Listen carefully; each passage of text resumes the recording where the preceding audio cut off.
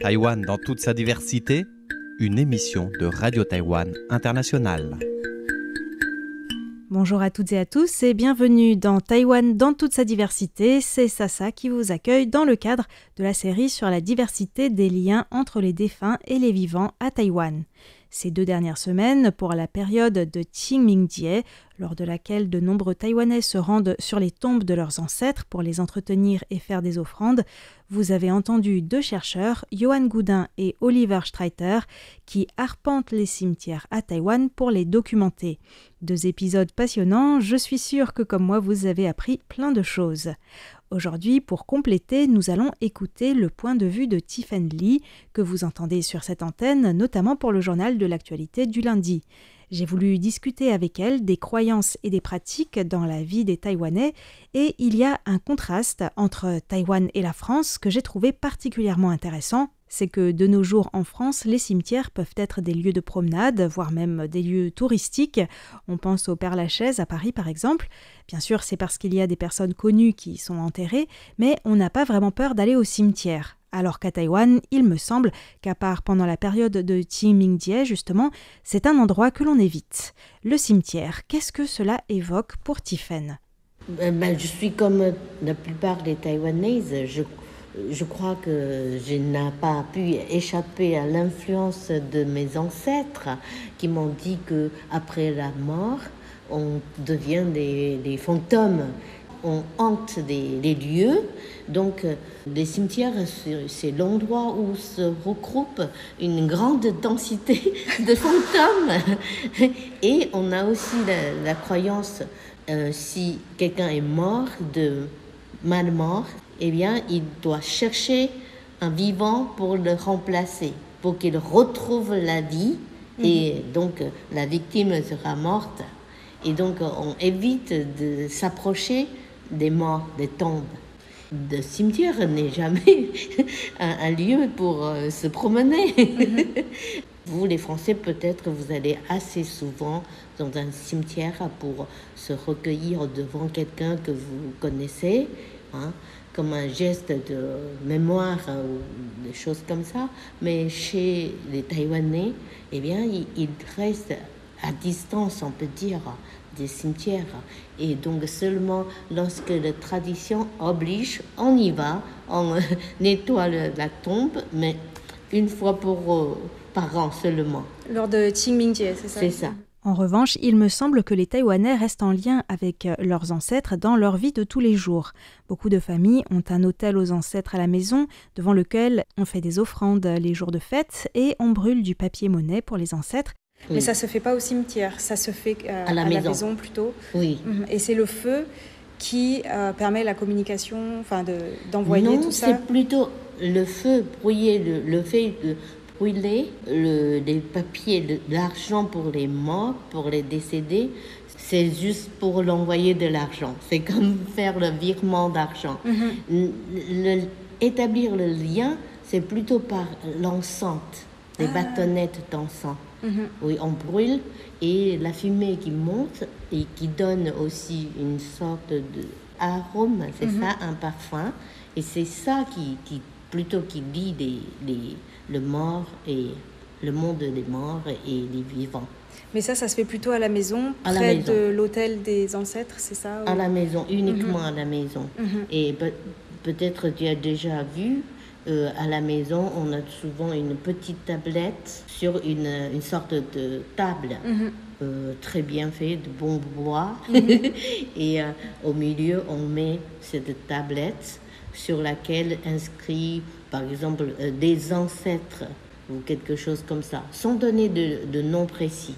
Okay? On dit seulement les ancêtres, ici reposent les âmes des ancêtres de quelle famille. Une autre différence, il me semble, entre la France et Taïwan, c'est qu'une fois un défunt inhumé, en France, c'est mal vu d'exhumer un cercueil ou les ossements du défunt, et on ne peut le faire qu'en de très rares occasions, comme transférer le cercueil d'un cimetière à un autre, ce qui est d'ailleurs soumis à une autorisation des autorités. J'ai entendu dire qu'à Taïwan, en revanche, il y a traditionnellement un deuxième enterrement. En quoi est-ce que cela consiste ? Ça, c'est plutôt lié au fait que les Taïwanais ont leurs ancêtres venant du continent chinois. Et comme disent souvent les Chinois dans le sens large, que toutes les feuilles mortes retrouvent leurs racines. Et donc, ça veut dire que, bon, on pourrait immigrer dans un pays étranger, en Indonésie, en Malaisie, en Singapour ou ailleurs, aux États-Unis. Mais une fois qu'on est mort, on demande aux enfants de ramener sa dépouille au pays natal. Mais peut-être si on suppose que ce grand-père ou cette grand-mère est né en Chine, par exemple. Et donc, dans ce cas-là, on enterre d'abord une fois le corps du mort, et puis 3 ans, peut-être 5 ans après, ça dépend de la condition de la terre, du lieu. Et une fois qu'on juge, on estime que ça y est, tous les chairs doivent être déjà décomposées et il ne reste que les os. Et dans ce cas-là, on ouvre la tombe pour ramasser, on dit ramasser, ramasser les os pour mettre dans une sorte de jase, c'est ça ? Jarre. Voilà. Ou une urne ou jarre. Oui, et fermé, et puis sur lequel on inscrit le nom. Et en attendant le retour en Chine. Donc on peut voir dans certaines tombes la jarre posée comme ça, et peut-être lorsqu'il y a quelqu'un va revenir en Chine, on peut le ramener en Chine. Dans les tombes à Taïwan, il peut donc y avoir des jarres. Moi qui croyais qu'à Taïwan comme en France, dans une tombe, il y avait forcément un ou des cercueils. Au moment de l'enterrement, on a aussi le cercueil. Et même les cercueils, si on est riche, des cercueils faits avec du bois, très bon bois, tu vois. Ça prend du temps à décomposer. Voilà. Mais après, comme il y a l'incinération, maintenant on utilise le cercueil avec les plaques, assez facile à brûler. C'est très différent, même les cercueils traditionnels de la génération de mes parents même. Et ça donne une forme un peu comme les cercueils peut-être de l'Indonésie aussi. C'est-à-dire ça imite un peu la forme d'un bateau. C'est 2 extrémités retroussées et au milieu, c'est plutôt un peu bas. Voilà. Mais comme je vous l'ai indiqué la dernière fois, de nos jours, la plupart des Taïwanais ne se font plus inhumer, surtout dans les villes. Chaque année, il n'y a plus qu'environ 5000 personnes dans tout Taïwan qui se font inhumer dans une tombe. C'est une toute petite minorité, environ 3%. La très grande majorité des Taïwanais se font incinérer et leurs cendres sont placées dans un columbarium qui d'ailleurs ouvre aussi leurs portes aux familles à l'occasion de Qingming-jie. Sur le plan des coutumes, se faire inhumer dans une tombe et placer les cendres dans un columbarium après une crémation, ce n'est pas du tout la même chose. À quoi est due cette évolution ? Tiphaine a indiqué que ce n'est pas interdit de se faire enterrer, mais l'incinération est beaucoup moins chère. À titre de comparaison, une place dans un columbarium coûte l'équivalent de 2500 € pour 50 ans. Bien sûr, on trouve des places plus chères aussi, car il y a plusieurs catégories. Mais pour une tombe, il faut compter environ 10 000 € le ping, c'est-à-dire 3,3 mètres carrés, la taille d'un tatami, ce qui est souvent trop petit pour une tombe. Et en plus, les prix sont plus élevés dans le nord de Taïwan que dans le sud. C'est vrai que le foncier atteint des prix exorbitants à Taïwan, donc si l'on n'a pas une place déjà réservée dans une grande tombe familiale, il faut être vraiment très riche pour pouvoir acheter une concession dans un cimetière. Et d'ailleurs, il n'y a plus beaucoup de nouvelles places. J'ai demandé à Tiphaine si l'évolution de l'inhumation à l'incinération était aussi liée à la religion, du taoïsme vers le bouddhisme par exemple, car la plupart des columbariums sont gérés par des bouddhistes. Non, pas vraiment lié à la religion, parce qu'on n'arrive même pas à distinguer le taoïsme et du bouddhisme, tu vois, c'est mélangé. Et c'est vraiment sous l'influence de la campagne du gouvernement qui encourage inlassablement que, allez, maintenant, il n'y a plus de place. Allez, tout le monde. Parce que autrefois, c'était plutôt les grands-parents qui résistent. Par exemple, j'ai entendu parler qu'il y a les grands-mères qui disent que « Oh non, non, si je meurs, il faut absolument pas me mettre dans un four. Je veux pas être brûlée. » Parce qu'ils imaginent qu'ils soient brûlés un peu comme vivants. Donc ça veut leur faire tellement peur.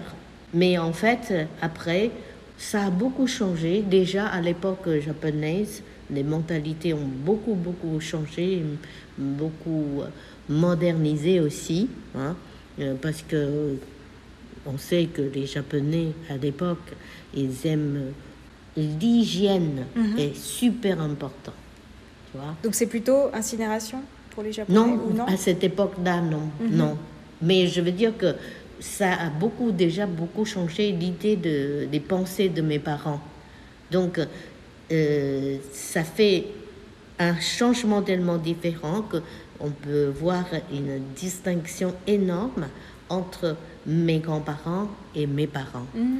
Et après, moi, je fais partie de la génération du gouvernement nationaliste de Kuomintang, Chiang Kai-shek.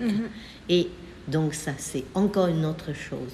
Et déjà, comme mes parents comprend qu'il faut que ça soit propre. Donc mes parents, ils n'ont pas résisté pour l'incinération. Et c'est depuis quand qu'il y a cette politique gouvernementale qui encourage l'incinération? C'était peu après l'essor économique de Taïwan, c'est-à-dire peut-être dans les années 80, 1980. Ah oui, ça fait longtemps quand même. Alors. Oui. Mais tu sais, ça prend toujours le temps, tu vois, ça prend toujours du temps.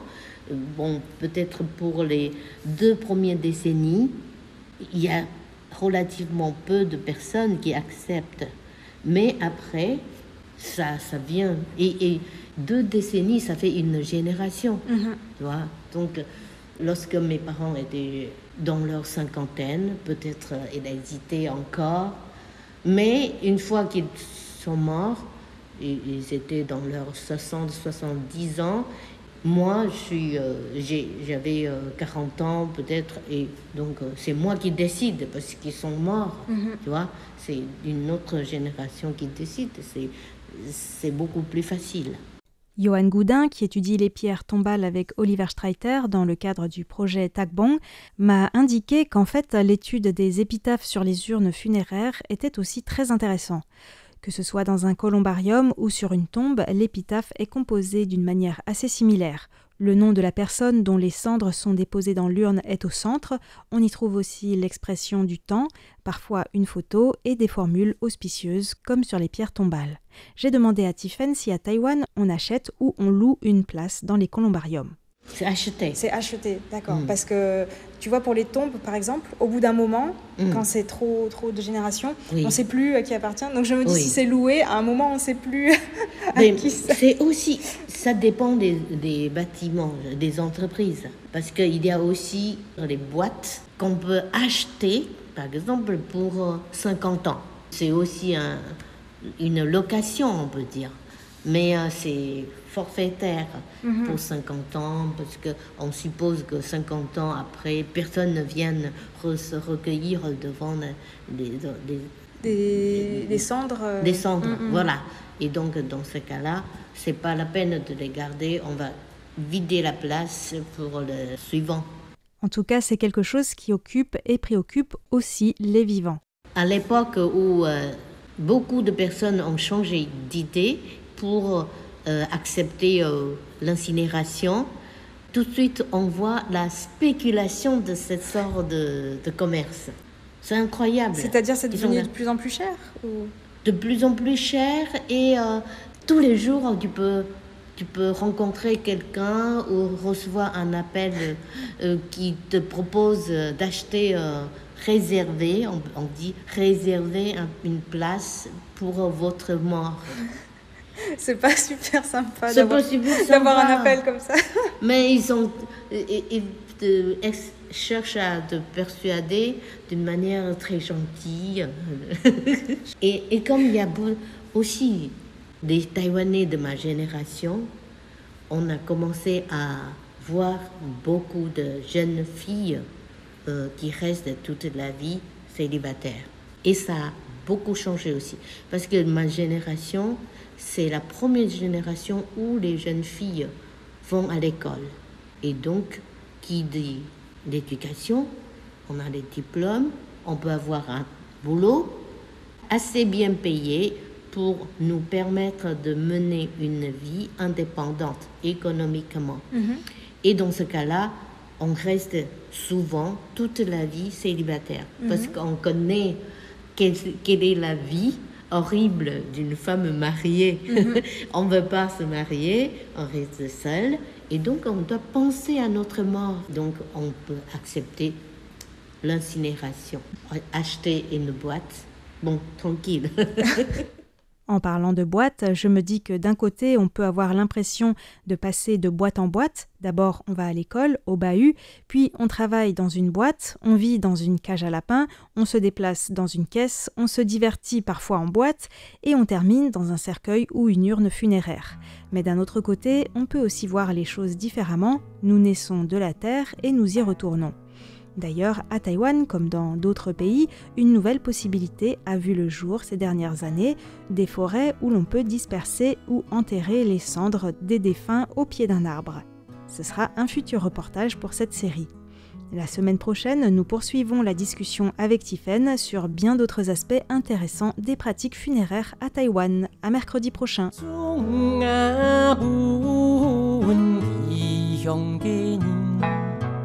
종아분 대파게 루면 종아분 위임대게 심지